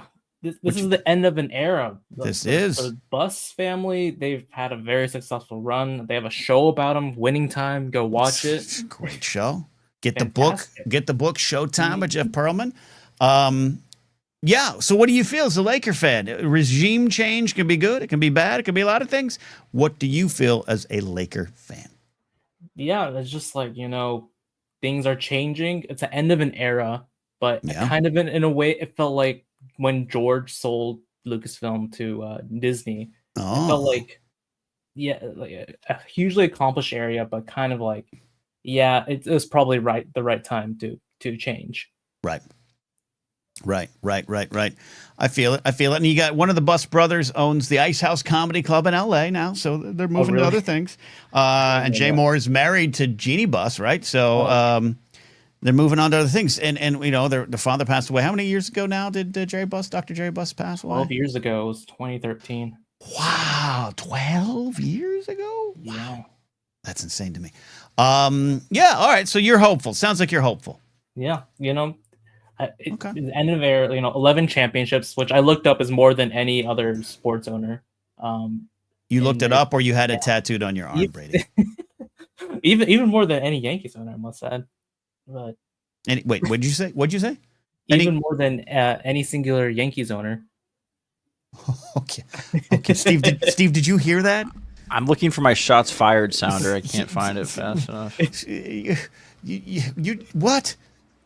So you're talking about the Buss family has more championships as a single ownership than any other sports team in history. Is that what you're saying? Is that the in American sports? I should American sports. Oh yeah, because probably a soccer team, football teams, some football clubs. Yeah.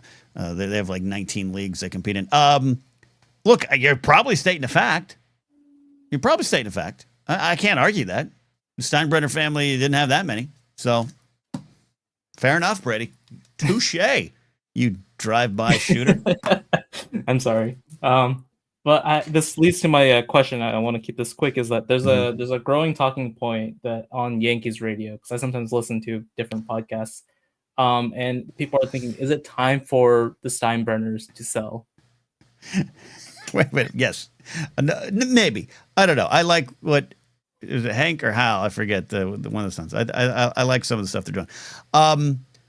You just go spying on other sports teams, Brady, and listen to other podcasts? I like feeling the pulse, Don't sports king shame Brady.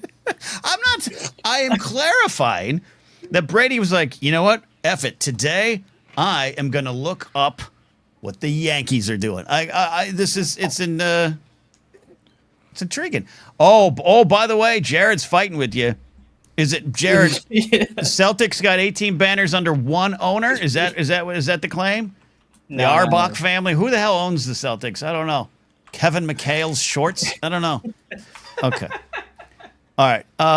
Brady. Well, this is good. I appreciate the Laker report. And as far as your question, I am not done with the Steinbrenner family. I still think there's some stuff to do. Like I said, I like some of the recent things they've done. They're always going to be in the hunt for big players. I actually like the letting of Juan Soto walk to get more pieces, and that was a good sign for me. So I'm okay with it. Honestly, I agree with the Juan Soto thing. Yeah, just like I witnessed, Ohtani getting $700 million, but he pitches too. Soto's great. I loved him his year in the Yankees. I love can't deny it. And he was one of the only ones that showed up for the World Series. But that price, to me, you need pitching. You need more things. Mm-hmm. And hey, the Yankees just need 4 more championships to surpass the Buss family. So 4 more under the Steinbrenner family. Under the Steinbrenner family, I believe they have 7. I think. Or yeah, but we have like 20 more after that. Yeah. Okay. But that was split under multiple people. I get it. I get that. All right, Brady. Appreciate the Laker report. Okay. Yep. And thanks for having me. All right, Brady. There. Steve, am I wrong there? Was I a little salty on my Yanks, man? No, I mean, I think you're just fine there. The Steinbrenners, especially over when you think about how long they owned the team from this, they owned the team since 1973. Yeah, 73. So, that's I got What do they got? So 77. How many World Series have you had since 73? We were in 76, swept by the Reds. 77 won, 78 won. Back in 81, we lost. Then we jump ahead to 96. 98, 99, 2000, 2003, 2009, and last year. 7. So that's 7 World Series titles since the Steinbrenners. Wins, right? Yeah. Okay. Yeah. Oh, 2001. I skipped 2001. The Diamondbacks. Sorry. They lost that year. The Diamondbacks won that year. They did. All right, we got Sean, we got Ethan. Let's get to this. As some of you can tell, I'm starting to maybe actually lose my voice. So, Shawnee checking in from Long Island, Queens, the Mets. What's up? How are you, brother? What's going on? I've been worse and been better, but I'm actually happy to be hanging out with all of you guys who've given me some energy tonight, and I really appreciate that. So that just means it's you're living life, man. It's a beautiful thing. I'm living life, man. I'm living life. I can't, I'll be honest with you, Sean. I can't wait to take my pants off. The moment the show's done, I'm taking my pants off. Surprised you don't got them off right now, buddy. I can't do that. I'll be in some sweat shorts sometimes, but I'm in slippers right now. I'll say that, but I can't do below the waist. Because what if I live in earthquake country, Shawnee? So what if there's an earthquake and I jump up and the camera falls, and next thing you know, you guys are all staring at my Empire State Building? I can't have that. Look, you're in flip flops. You're still fucked. You know what? You're not wrong. Okay, you're not wrong. I have earthquake measures. I have outfits planned and ready to jump into should one strike at a major level during the night. Okay. Do you have a go bag, Ken? Sorry, Sean. I have a go bag. What's I in do your have a go go bag. General, I'll tell you what's in my go bag. General first aid supplies that will not do the job. All right? I have it in my car. What does that even mean? I have one out in my storage. I have one in here. Because, there's a company called I don't know if they're still around, but called SOS, something supplies. And they sell like my neighbor has, it's like a 55-gallon drum, and in it is a bunch of supplies, and there's blankets and radios with batteries and all this kind of stuff. But again, coming from that public safety background, and Sean, you being a military guy, all your training, which you needed, but when the first bullet comes whizzing by, it's instinct that takes over. Yeah, right. Absolutely right. It's always good to have a little piece of kit on you, though. Yep. Yeah, absolutely. It's not wasteful or useless. It's just in an earthquake in which the city is destroyed, my 5 Band-Aids, I don't know what they're going to do.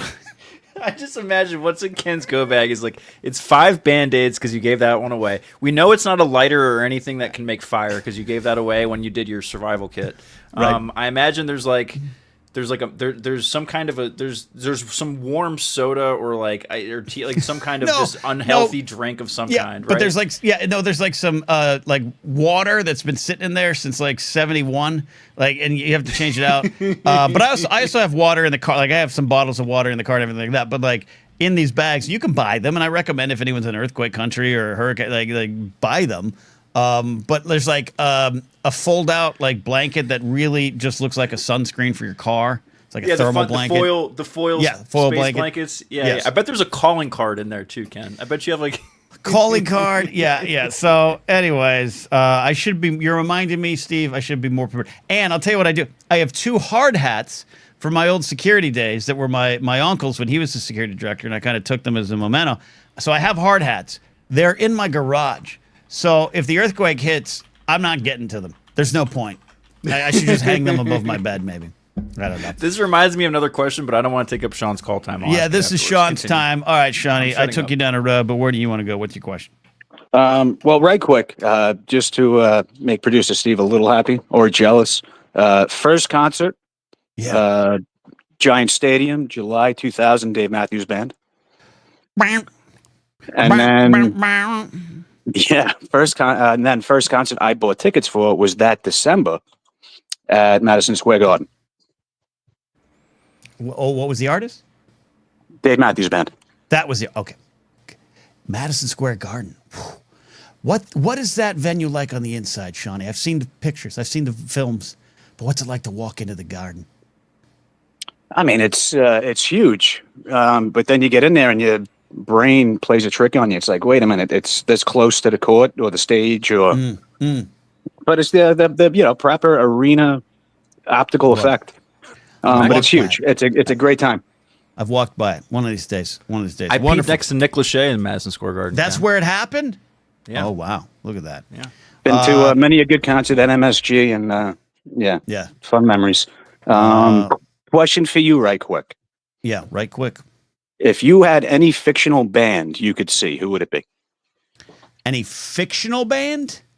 Yeah, fictional band from a movie or a TV show or what have you.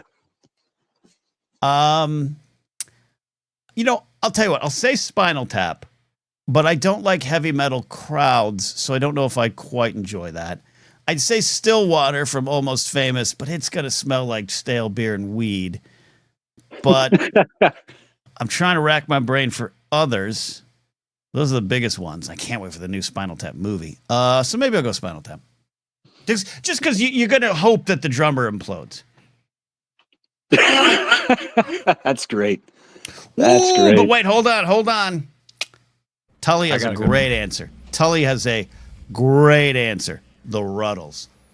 Ooh, cheese and onions. Oh my God, the Ruddles. That's my answer. Tully and I are going to go see the Ruddles. There you go. It's probably a toss-up between the Commitments or Josie and the Pussycats. Josie and the Pussycats. The Commitment's a good answer. Good stuff. Steve, who are you going to see? I got a good one, and this might be cheating, but and it's kind of like reality bending. I'm going to go see the Crescendos, Ken. And the Crescendos are the animated band from Interstellar 5555, the Daft Punk animated movie, to their Discovery album. All right, I'm going to ask Steve to step off the shelf. That's a deep cut, man. Yeah, that's a good one. Someone in chat knows what the hell I'm talking about. If you like Daft Punk and you just look up on YouTube, you don't know what I'm talking about. One more time, like the song one more. Okay, the song one more time. They did a whole animated movie to it. I'm telling you, someone. Yeah, This is a good poll, I promise. Jared knows, but the dude doesn't wear a shirt on the air. I mean, you can't trust that. He wore one tonight, though. All right, Sean. Wonderful question. Thank you. I appreciate it. And I appreciate you. Always a pleasure to be here, brother. All right. Oh, I just removed produce. I accidentally, once again, Steve, you're back in. I think I have the subconscious desire to just kick you out of here. Is my Daft Punk take was that bad? No. You know what it was? It was borderline pretentious, but I'll allow it because I love going up to the pretentious line, sticking my foot over, and then coming back. Dude, you asked for fictional bands. I don't know how many fictional bands I can ask for. How many fictional bands can I even think of? I don't know. Spinal Tap? And you're like, oh, and this thing 5 people have seen. And yours is the better answer, Steve. That's why I'm upset. 5 people have seen.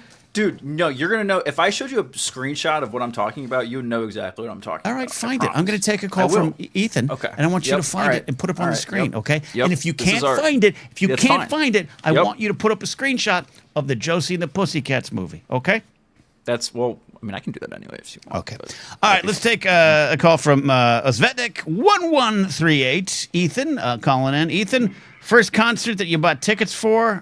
You may have answered in chat, but I want it here with your lovely voice.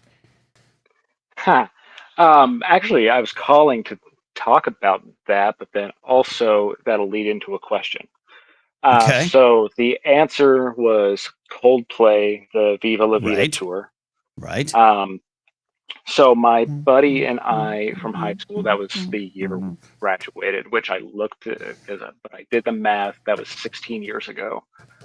What year did you graduate? What year did you graduate? 2009. That came out in 2000. The album may have been like 08, but the tour date that we went to was 09. Okay. Or maybe it was, but I still have the ticket. I looked at it. It was 2009. Okay. Love that. Oh, the ticket. I have all the tickets that I can keep from concerts. Love that. Yeah. I have the ticket, and I have at the end of the show they dropped a bunch of confetti that was butterfly shaped, and I have a handful of it still. Love that. Yeah. So anyway, my buddy and I drove up to Omaha, Nebraska to go and see them. And like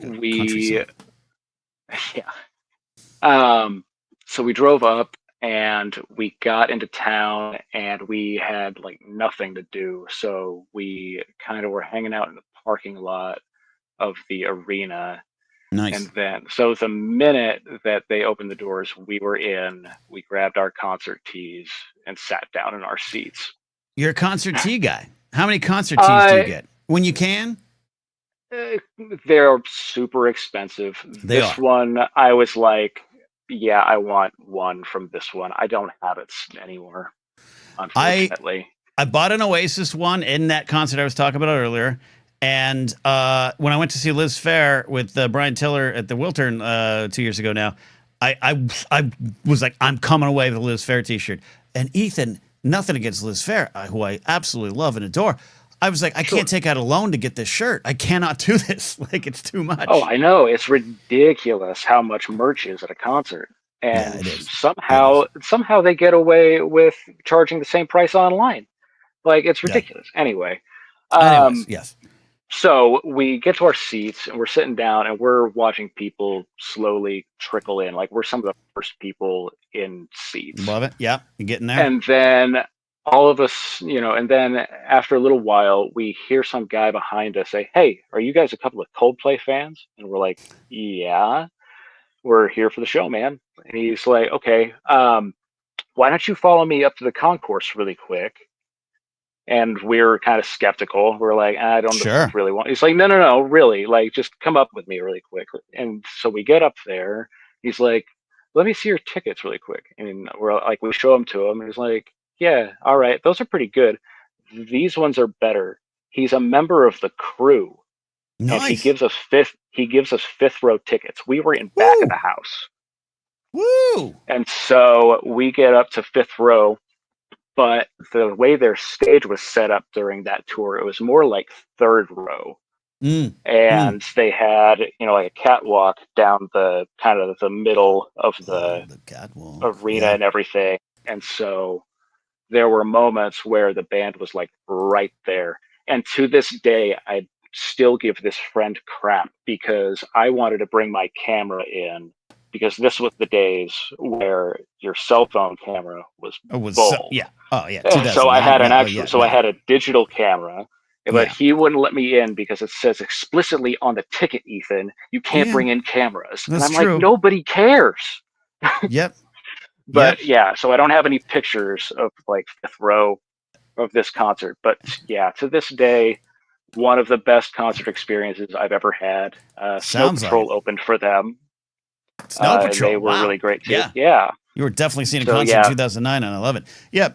Look, even if you had taken a photo with your Razor phone, it would have been worth it. But to stare into Chris Martin's eyes, that's pretty fun. That's fun. Yeah, it was super great, and that was album is still one of my favorite albums. So it was really cool to see it. Yeah, I am okay with Coldplay. Meaning, I love a lot of the stuff, and I love that album. I love a lot of the stuff earlier 2000s. Like I don't. Yes. I understand where a lot of Coldplay angst comes from, but I don't meet it there. I enjoy the band. All right, you said you had a question. I kind of fell off. Yeah, I do have a question. So, kind of leading into it, at the end of that concert, as everybody's leaving, they handed out a live EP of recordings from earlier in the tour. And my question for you is, do you enjoy a live album, or is that something that you're not a fan of? My wife and I disagree on this. I love a live album. My wife does not. Where do you come down on it? It's very rare that I love a live album. It is something that actually I talk about with my buddy Ken Plume. He loves live albums. He's kind of a connoisseur of live recordings. I love going to concerts. I love experiencing it. It's never quite the same for me. And I think often, and this is not always the case, often some of the live recordings that are released, it's subpar to the studio to me. Now it's going to be bigger, it's going to be louder, it's going to be bolder, depending on who you've seen. Right. But so I don't gravitate towards them. Kiss, some of that kind of stuff works for me. Fleetwood Mac's The Dance, recorded live in Warner Brothers down here, actually about 5 minutes from where I live now. I absolutely love that. So it's not that I don't. Oasis has released some live stuff that I absolutely love, but even their songs are always different when they're live. But I do appreciate the live stuff. But yeah, so I would side with your wife on this argument. Is that what I'm hearing? Sounds like it, yeah. But you also the thing that she. Yeah, go ahead. Oh, go ahead. No. I want to hear her reason. The thing that she doesn't like, she likes to hear. She doesn't like to hear things like, I guess, off book. She likes to hear the songs as she knows them. And so if the singer does something a little different, or like they add a little something in, she's like, well, that's not the song. And she also doesn't like hearing the crowd, which I understand. But I think a good live album is mixed in a way that you don't really hear it unless they're meaning for you to hear it. Like if the singer lets the crowd sing the chorus or something. Yeah, which like Paramore does a lot. Hayley Williams does it. She's touching on something I understand. First of all, when it comes to like different versions, that's some of it too. When I want to hear a song I love, I want to hear that song. But on the flip side is, like, again, going back to Oasis, Liam Gallagher sings things a little different live. So it's like, Champagne Supernova everything has a little bit, of that Liam Gallagher growl at the end of it that's not always on the studio cuts. So I actually sometimes prefer that. So I understand what she's saying kind of in the reverse. But it comes from my radio background, even now with pop rock and radio. When I put a live song on the show, it does not always mesh with the next song because of the goddamn crowd clapping at the end. So it's hard. Absolutely. It's hard for me as a radio DJ to like go from a live song to a studio album. So you can do a song set of live album stuff that works, but it's always bugged me. And I think that's where it comes from too, a little bit there. But anyways, that makes a lot of sense. There you go. I enjoy them. Sorry, if you're looking to wrap up, we can wrap up. I want to hear that. I'm just literally starting to lose my voice. I can feel it closing in on me like a trash compactor on the desktop. But yeah, so the reason I enjoy a live album is because I feel like over time, bands develop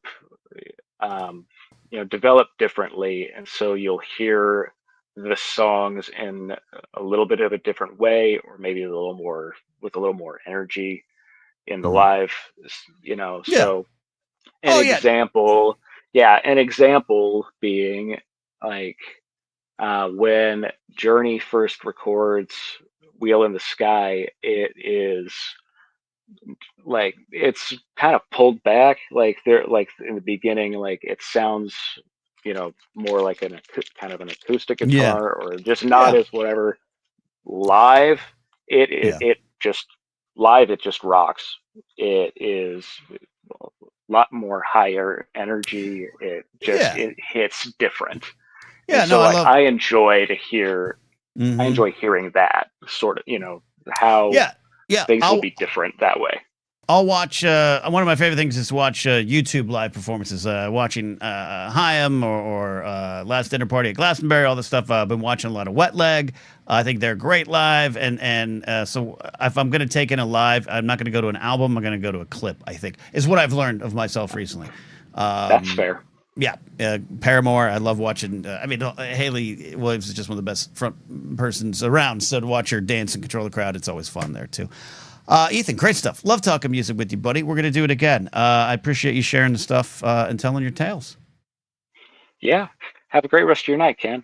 I'm going to try. Svetnik1138. Ethan is also his name. I love the username, Steve, and I love the real names. I love it all. Steve, favorite live album? Ooh, favorite. I don't know if... I'm kind of with you on... For me, live is very artist dependent. Like there's a few, absolutely. And it's not even like a whole album thing. There's just like a few songs I really like. Like Elton John, Benny and the Jets is probably my favorite live It's a good rendition. One. Yeah, absolutely. But other than that, I'm a big like audio. If you want me to be really pretentious, I'm a big like audiophile thing. So I like studio albums for that reason because they're mixed and they're created for that experience. Blah blah blah. And live shows are more. If I'm watching the video, I will sit down and I love a good concert DVD. Don't get me wrong. Yeah. Or like watch, but I want to watch the performance. I don't want to just listen to a live performance. I want to listen. Give me the studio. Yeah. I'm with you, and a lot of people highlighting some MTV Unplugged stuff. Yes, like Kiss Unplugged is great. Nirvana Unplugged. I almost count they're live albums. Don't get me wrong, but I count the Unplugged slightly different because it was just a different setup. But no, I'm with you too. Where like I think it's because I'm such a Beatles fan, and my formative years were spent just ingesting every second of the Beatles' career, and I just kind of looked at it as the moment they stopped touring, they got better.